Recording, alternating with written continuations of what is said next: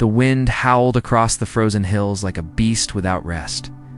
Snow fell from the dark sky, sharp like tiny blades, covering everything in white silence. In a small cave, far from any road or shelter, two figures lay huddled together under thin rags. The mother held her daughter close, wrapping her with the last piece of cloth she had. Her arms were shaking, not from fear, but from the cold that reached deep into her bones. Her daughter's skin was pale violet, almost blue now. The little girl hadn't spoken in hours. "Stay with me," the mother whispered in her alien tongue. Her voice cracked like dry leaves. She touched the child's cheek. It was ice-dash cold. Days had passed since they were chased from the outer zones. No food, no fire. The people they begged from had turned their backs. Some spat at them. Some threw stones. No one helped. To them, she and her daughter were just refugees from a fallen world. Worthless. She had lost hope. Until that sound crunched footsteps. Not beast-like. Not heavy like alien boots. Lighter. Precise human. The mother didn't move. She covered her daughter's face quickly and pressed herself against the wall of the cave. Her body blocked the entrance. If this was death, she would meet it first. The shadow grew near. A soft beam of light moved across the snow. A figure appeared at the cave's edge, holding a thermal scanner in one hand and a small heat lantern. In the other, it was a man-human, tall, beard covered in frost. A heavy coat wrapped around him. On his shoulder was the patch of the Terran terraforming force. He paused at the entrance, staring at the two figures. "Oh hell," he muttered. He stepped inside quickly, lowering the lantern. The mother hissed, weakly, baring her teeth. "Whoa, whoa," the man said, raising his hands. "I'm not here to hurt you." She didn't understand his words, but she saw something in his eyes, shock, concern. Not hate. He knelt and shined the lantern on the little girl's face. She wasn't moving. Her lips were almost black. The man's breath caught. He opened his jacket and pulled out a thermal blanket, wrapping the child carefully. "Cold. She's too cold," he whispered. The mother fell forward, grabbing his sleeve. Her eyes begged him to do something, anything. He looked at her, then back at the child. No time to argue. He picked the girl up in both arms.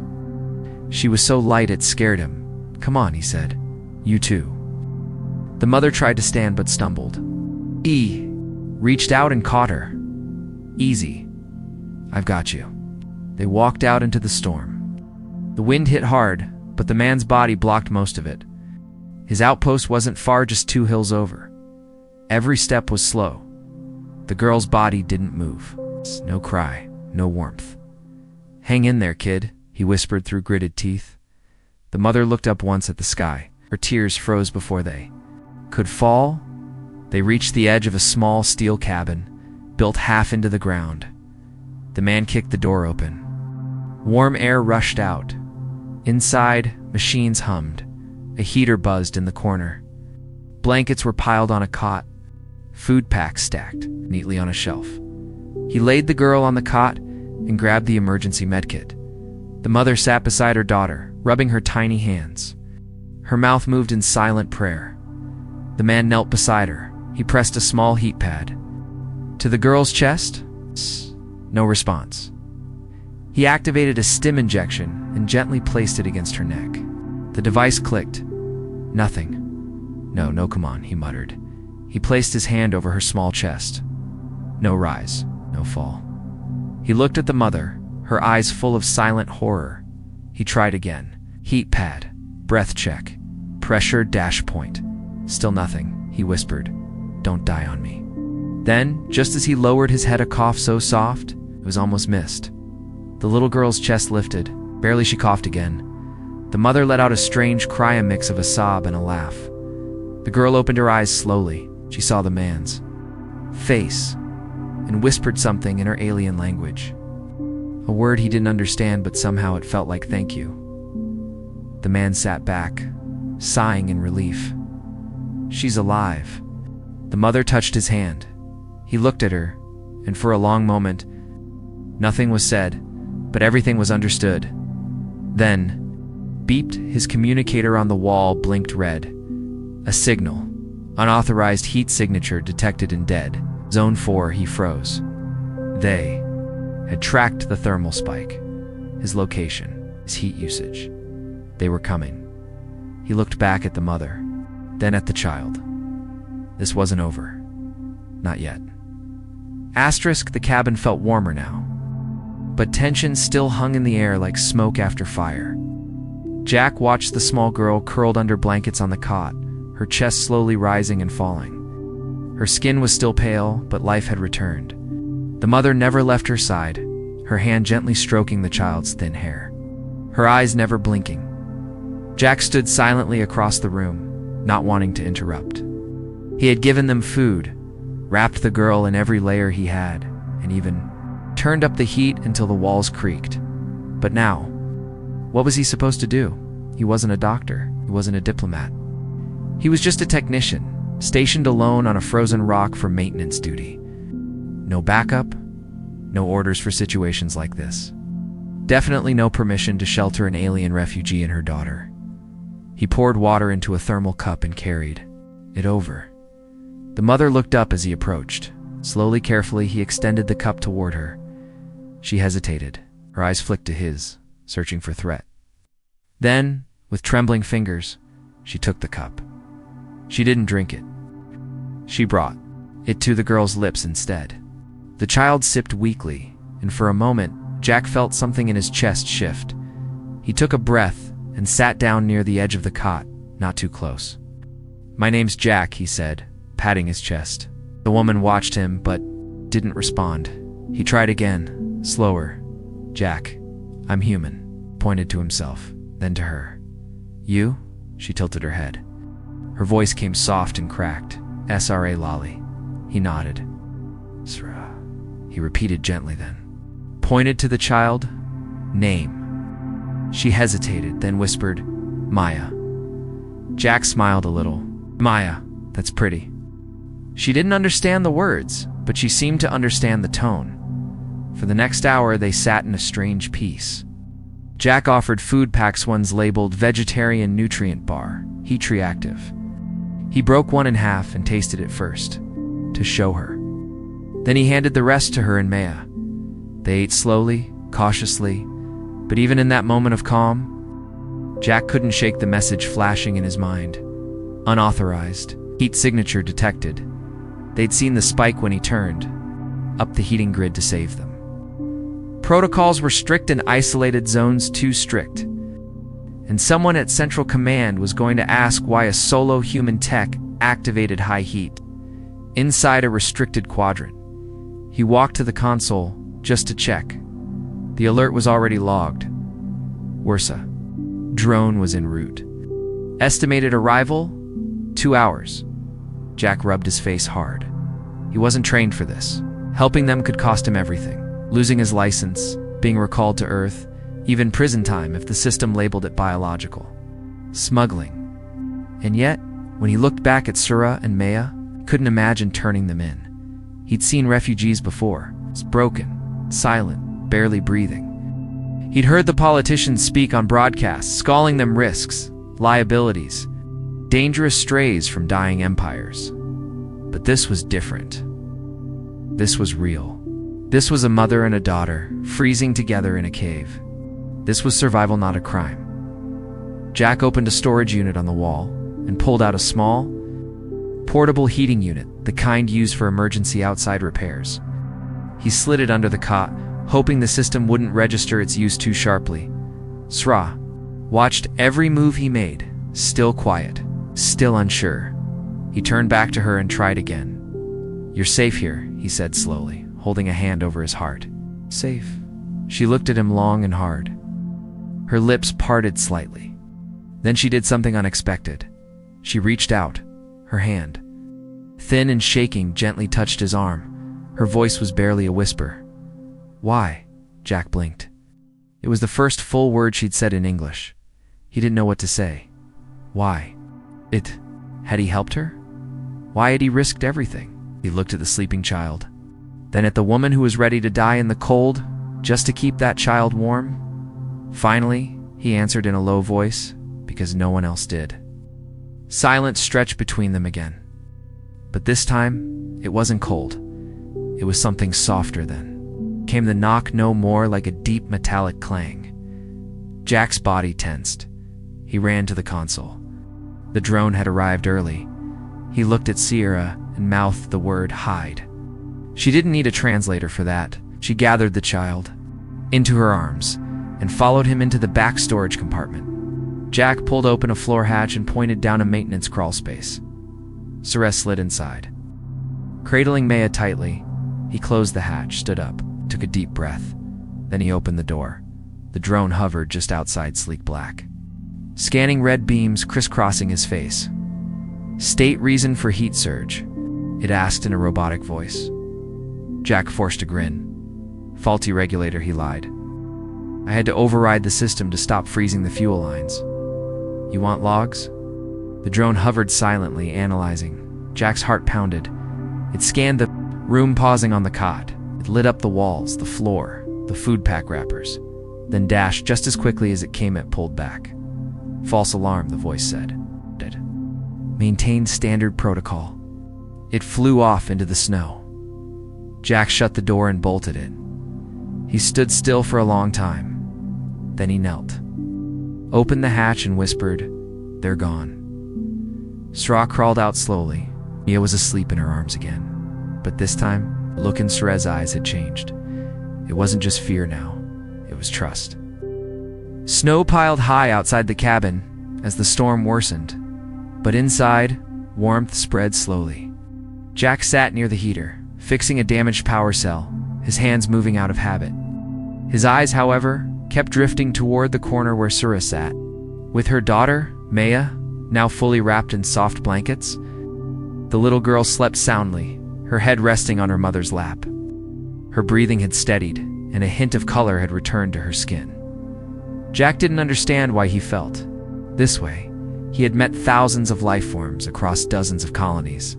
But something about these two, it hit deeper. Maybe it was the way Sierra had curled herself around the girl in that cave, or how she'd whispered why, with such heartbreak in her voice. He hadn't answered her properly, not really. And now, with every passing minute, he knew time was running short. The drone had left, but not without scanning. Someone, somewhere, would notice a false reading. And next time, they wouldn't send a machine. He got up and crossed to the cum station. His fingers hovered over the keys. Could file a false equipment report just to buy a little more time. But that kind of lie was dangerous. Still, what choice did he have? Before he could type, a soft voice spoke behind him. "Is safe now?"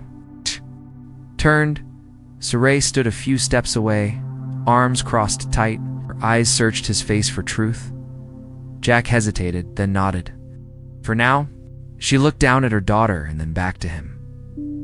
Give us..." "No," he said quickly. "I won't give you away, I promise." Sierra's expression didn't change. She nodded, but Jack saw the doubt still there. He walked back to the heater and sat down. "You speak English?" She lowered herself to the floor across from him. Careful not to wake the child? "A little learned. Before war." Jack raised an eyebrow. "Which war?" Sierra looked away. "The last one. That said enough." The last war had been brutal. When the inner world collapse began, alliances broke. Many alien families like hers were forced to flee. Most never made it. Those who did were labeled illegal, dangerous, or worse traitors. Jack remembered the news headlines. Alien populations must be controlled. He had never liked those words. But back then, he was just a maintenance guy, not a hero, not a fighter. Until now, he leaned forward.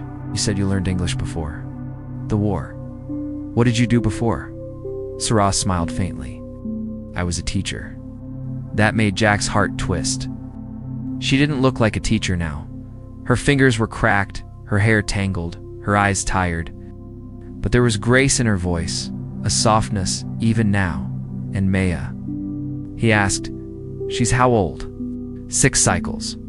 "Human, maybe 5 years." Jack nodded. "She's strong. Survived that cold. I've seen soldiers who didn't." Sierra's eyes watered. She didn't speak for a long time. Then, quietly, she said, her father died. They burned our home. We ran. We ran until we found snow. And no one. Jack clenched his jaw. No one should go through that. She tilted her head, studying him. You help us, but your people, they leave us. Why you different? Let out a long breath.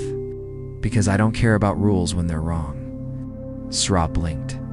That answer seemed to mean more to her than anything else he had said. Then she added something unexpected. There's law, human law. If help is crime. Jack rubbed his forehead. Yes. If I help you, I break the law, they'll say. I gave aid to fugitives. They'll say I endangered the colony. And you still do it? He looked at her directly. Yes. Sra stared at him for a long moment. Then she did something that shook Jack. She reached into her worn satchel and pulled out a thin metal chip. Memory core, she whispered. Has files? Proof? They lied about war. About us. Jack leaned forward. What kind of proof? My husband, he worked in data systems. Before soldiers came, he saved files, sent them to me. Jack took the chip gently, holding it up to the light. It looked ordinary. But he had worked long enough in systems to know what a whistleblower core looked like. This, he said, voice low, could get you killed. Yes, she nodded. But maybe also save others. He turned the chip over. If he uploaded, it could trigger alarms across the entire Terran system. But maybe, just maybe, it could force them to see what they had done. They were still doing. Jack stood and locked the chip in a drawer under a steel plate. He turned to her again. I'm going to help you, not just hide you. I'm going to get you out of here. Sra didn't smile, but her eyes softened. Suddenly, beep. Jack's head snapped around. The comm screen blinked red. Incoming call, command. Line, urgent response required. His blood turned cold. He glanced at the sleeping child at the woman, who had placed her life in his hands. He didn't answer the call. Not yet. Instead, he shut off the screen. Outside, the wind howled louder. Inside, the real storm had just begun. Asterisk, the storm outside had slowed, but inside Jack's cabin, a greater storm now grew, one of silence, risk, and rising fear. Jack hadn't answered the urgent call from command. He had simply turned off the console, pretending it never came. But pretending didn't stop the world from moving. Every second ticked louder than the last, and Jack knew someone would come. Someone human. Someone who would ask too many questions. He paced the floor quietly while Sir sat cross-legged on the carpeted side near the heater. Maya sleeping soundly against her chest. Sra kept watching Jack as if trying to understand him, this human who risked everything for two beings. The system had marked as less than nothing. Jack finally stopped pacing and crouched down near her. We can't stay here. Duh, he said. They'll come. They'll always come when someone doesn't answer command. That's how they check if you're still alive or hiding something. Sura's fingers tightened around her daughter. Where we go? Ice everywhere. Jack sighed. There's a place.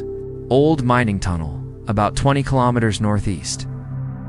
Half buried, no cameras, no drones. It used to hold fuel cells. Now it's just dirt and darkness, but warm dirt and darkness. Nodded slowly. You? Take us there? I'll take you there, Jack said. But not as a rescue. As family. No questions. No lies. Her eyes widened a little.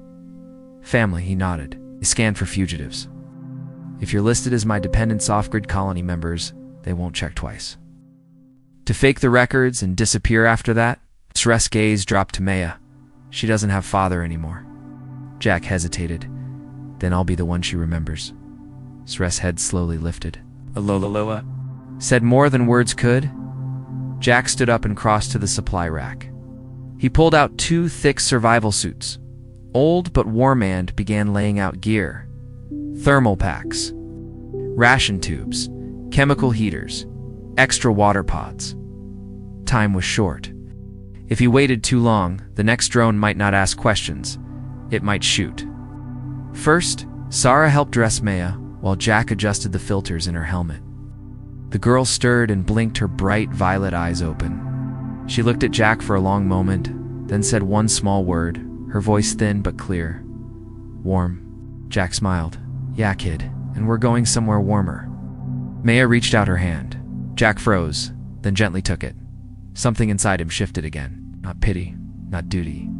Love, the kind that doesn't need blood. As they packed, Jack turned. Off the main power systems one by one, he disconnected the security net, burned the old logs, and destroyed the internal cameras. By the time he was done, there was no record of anyone ever living their just cold silence once again. They moved out at dawn. The snow had stopped falling, but the land was covered in white hills as far as the eye could see. Jack led them on. A path only a few would remember, a trail that followed a ridge, curved around a half-buried wreck, and dipped through a shallow valley. Every few minutes he paused to scan the horizon. No drones, no heat pings, yet they walked in silence only. The crunch of boots in snow breaking the stillness. Jack looked back every now and then. Sarah followed close, carrying Maya on her back now, her steps strong despite the cold. She didn't complain. She didn't ask how far. She simply moved forward, as if she'd done this her entire life. After 3 hours, Jack spotted the old Markara, a bent piece of steel buried in ice. He brushed the snow off and found the carved arrow pointing toward a crack in the hill nearby. "There," he said, "we're close." They squeezed through the narrow path, careful not to slip. On the ice-covered rocks, at the bottom of the slope, hidden behind an outcrop, stood a sealed metal door, half covered by earth and snow. Jack pressed his hand to the scanner. It buzzed, then clicked. The door creaked open with a slow metallic groan, revealing a dark corridor. With faint red lights flickering on old rails, Jack led them in. The air was warmer, trapped and stale, but breathable. He lit a few portable lamps and placed them along the floor. This had once been a fuel depot, but now it would be a home, at least for now. He helped lay Maya down on a padded mat near a heater and opened a pack of dried fruits. Saray sat beside her daughter, brushing the girl's hair softly. Jack crouched by them again. "I uploaded new ID records for both of you," he said. "You're officially now part of a lost survey group from an abandoned moon colony. No criminal tags, no red flags." Sarah looked at him with something close to wonder. "You make new names for us?" "Yes." She lowered her eyes. "You choose names?" Jack smiled. "I chose names that mean something." She waited. "For her, I used Maya Winters because she survived the cold. And for you, Sarah Winters." She repeated it softly. "Sarah." Nodded. "It suits you." Then he leaned back and looked around the small underground chamber. "It's not much," he said, "but it's safe."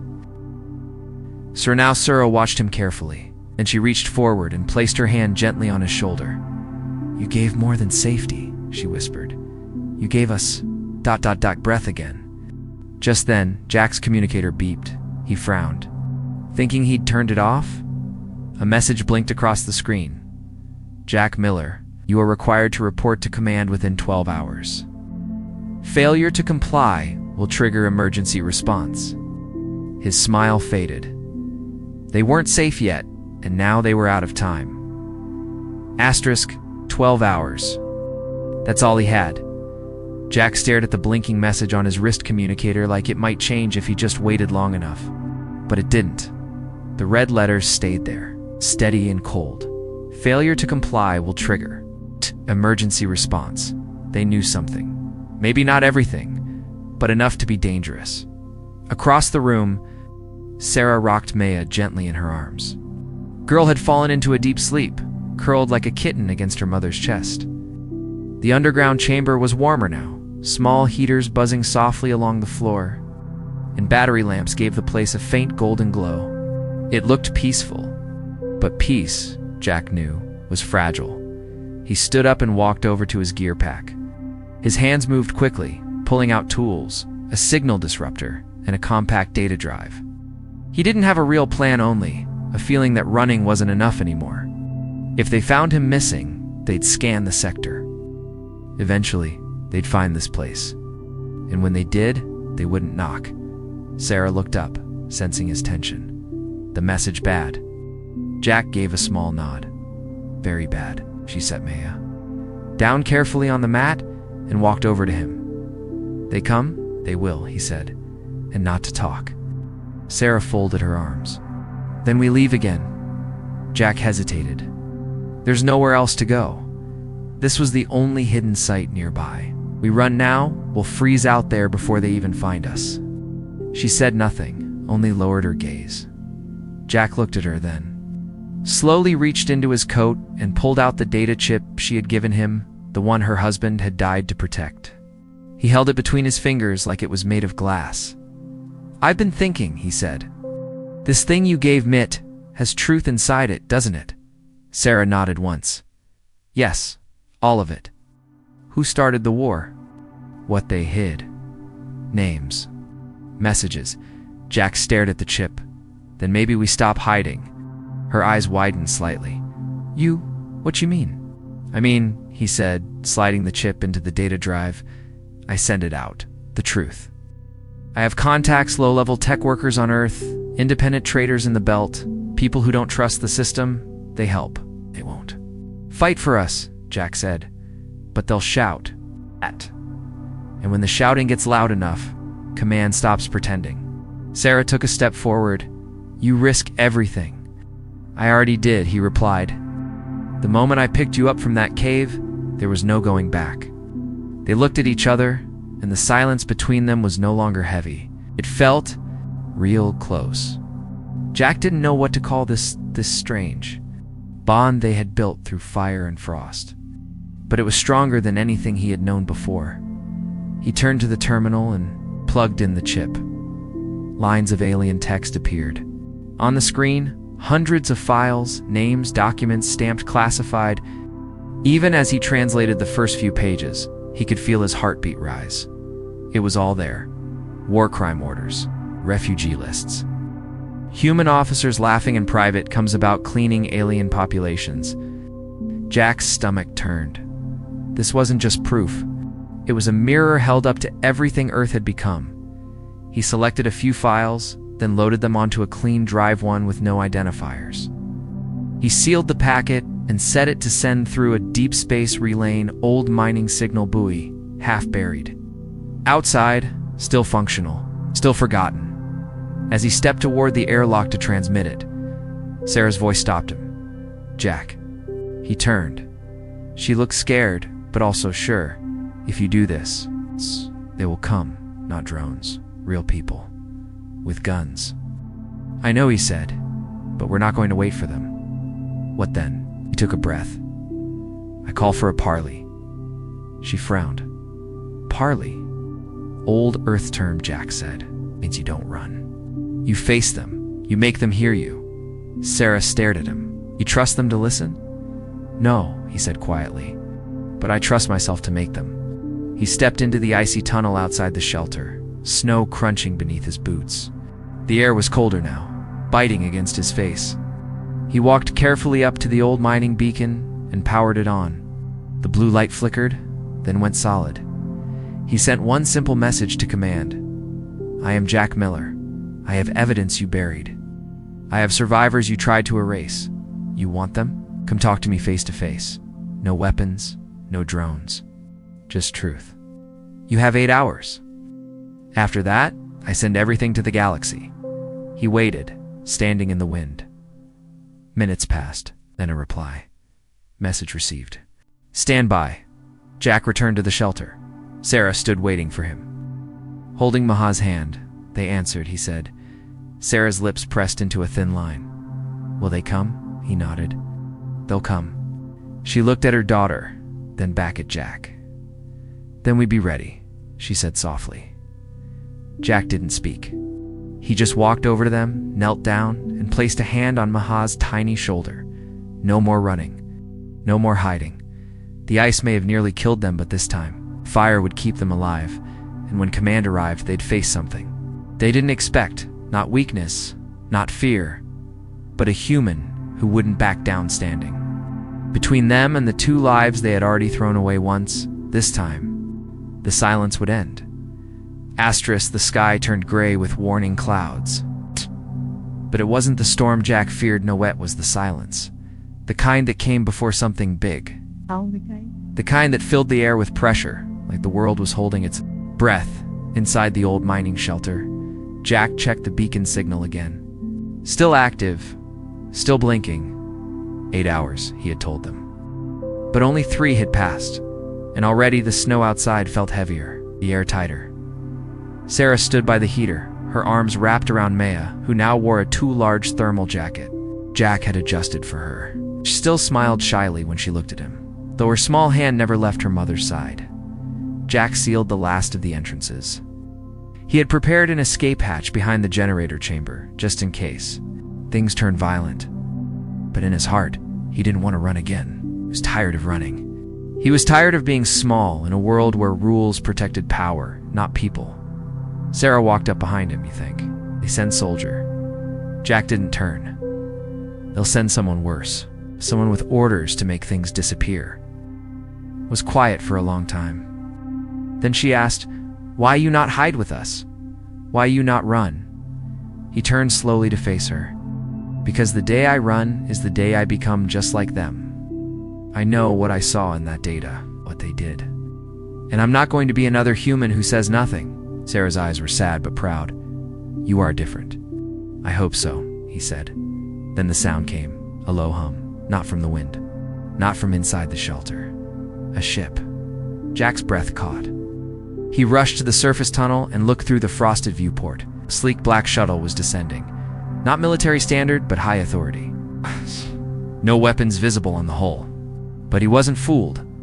Ships like that didn't need to show weapons. They came with power. The shuttle landed about 50 meters from the entrance. No soldiers. Rushed out.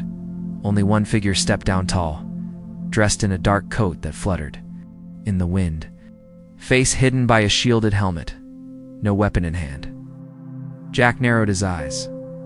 A negotiator or an assassin dressed like one. He walked back down. "They're here," told Sarah. "Stay with Maya. If anything happens, go through the back tunnel. I've left a sled module there with supplies." Sarah didn't argue. Just touched his arm as he passed. Jack stepped out into the cold. The wind hit him like knives. He moved steadily toward the figure, hands up. "No weapons," he shouted. "Just talk." The figure removed the helmet.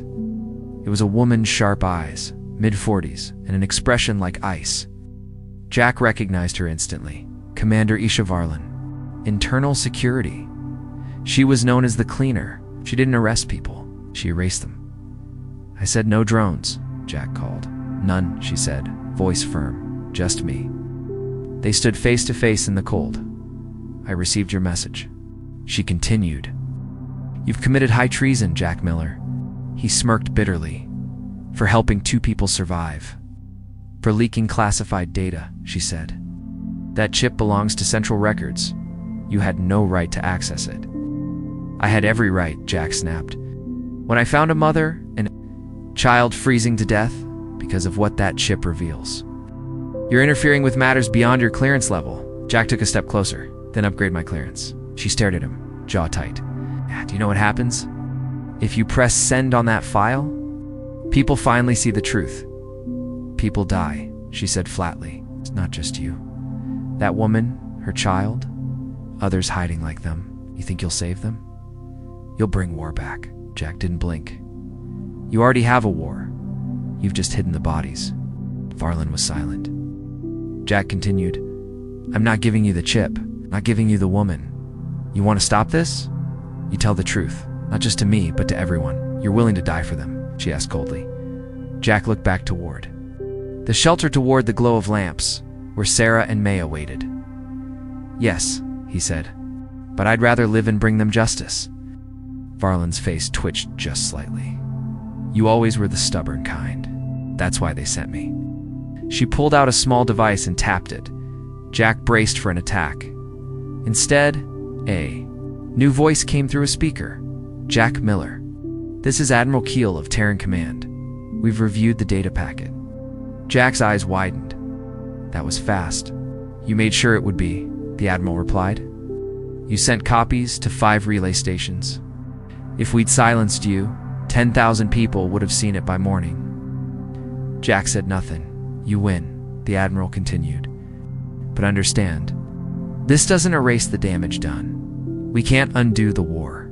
We can start telling the truth. Jack swallowed. And them? A pause. They will not be hunted. You have my word. Varlin lowered the device. Her expression remained like stone. You'll be watched, but not erased. Jack nodded. Fair trade. As Varlin turned and walked back to her shuttle, Jack stood in the snow, heart pounding.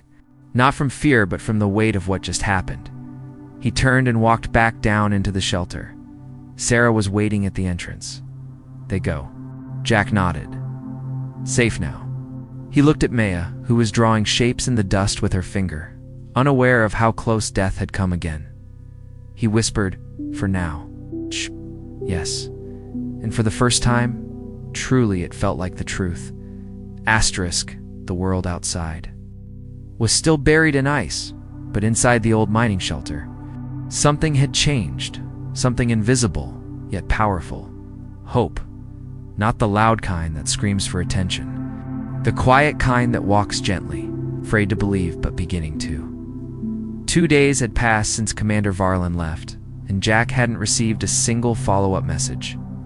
No new threats, no hidden drones, no warnings, just silence. But once, the silence didn't feel like danger, it felt like a chance. Sarah helped Maya pour warm water into a metal cup while Jack worked quietly on a small transmitter device. Maya was humming now, her voice soft, cheerful. Just days ago, she had barely spoken. Now she asked questions about the machines, about the stars, even about Earth. Jack had answered as best he could, but when she asked, "Will I ever see your world?" he had paused, not because he didn't want to take her there, but because he wasn't sure if Earth deserved her. Sarah sat down beside him now, brushing a hand over her daughter's hair. She is smiling more, she said softly. Jack smiled. Back. She has a reason now. Ow. They sat in peaceful silence for a few moments. The heaters hummed softly. The air smelled like clean fabric and warm broth. For the first time since Jack had met them in that cave, they all looked like a family, not broken pieces, but something slowly healing. Then Sarah said, "You could leave. You don't have to stay with us." Now that they gave promise, glanced at her. "Do you want me to leave?" Sarah didn't answer right away. She stared at the flickering heater. My husband, he was a good man. He always said truth was stronger than war. But truth didn't protect him. Jack said nothing. He just waited. Sarah looked up at him slowly. You did more than protect us. You listened. You cared. You didn't see us as ... things. You're not things, Jack said. She nodded. And you're not like them. He chuckled under his breath. Some people say I'm not like anybody. Sarah reached into her jacket pocket and pulled something small from the inside. A piece of folded cloth, old, a little stained. She opened it gently, revealing a simple chain with a smooth glass charm in the center. "This belonged to my mother," she said. "We pass it to the one who saves our line. It's not much, but it means something." Jack looked at it, surprised. "I didn't save your line," he said quietly. "I just did what anyone should have done." Sarah shook her head. "No, you did what no one else did." She gently took his hand and placed the charm in it. Jack closed his fingers around it, feeling the smooth surface still warm from her touch. "I don't know what to say," he said, his voice rough. "Then say nothing," she replied. "But stay." Jack didn't move. His throat felt tight. He looked at Sarah, and something passed between them, a quiet agreement. Deeper than any promise spoken out loud. Suddenly, Maya ran over, holding a small sketch she had made on an old data slate. "Look," she said proudly. The drawing was simple, childlike. A house with smoke rising from a heater, a figure with messy hair and a beard, a tall woman with glowing eyes, a little girl in a big coat, and above them stars. Dozens of stars. Jack blinked. "That's us," Maya said. He smiled and nodded. "Yeah, that's us," she added. "And you're the hero." Jack looked down. "I don't feel like a hero." "You are," she said with a grin. "Mama says heroes don't need to fight. Sometimes they just stay." Jack glanced at Sarah, who gave a small nod, her lips pressed in a soft smile. He set the sketch on the table like it was treasure. Then he stood. "I think it's time we made this place more than just a shelter." Sarah raised an eyebrow. "More," Jack grinned. "Let's make it a home." For the next few hours, they worked together. Jack repaired the broken lights on the ceiling. Sarah arranged the supplies neatly into compartments. Maya drew colorful symbols on the walls using old paint sticks Jack found in storage. Jack built a second room using sheet metal and insulation foam. He used spare heating coils to make a second warmer corner for Maya, lining it with soft blankets. By the end of the day, the mining shelter no longer looked like a bunker. It looked like a beginning. That night, as the cold wind whispered above the surface, Jack sat outside the shelter, wrapped in a thick coat, watching the stars. Sarah stepped out beside him. She didn't speak, only sat close, their shoulders touching. He looked at the stars and whispered, "Maybe one day others will come. More like you, more like Maya. Maybe they'll find people like me waiting." Sarah looked up at the sky. "Maybe." Jack turned to her. "But if they don't, we'll still be here, right?" She nodded. "Yes, we'll still be here." Reached for her hand. She didn't pull away. And there, in the frozen silence of a forgotten world, a new story began, not of war or survival, but of something stronger. Family, and it all started with a man who chose to listen, a mother who dared to trust, and a little girl who drew stars around them all.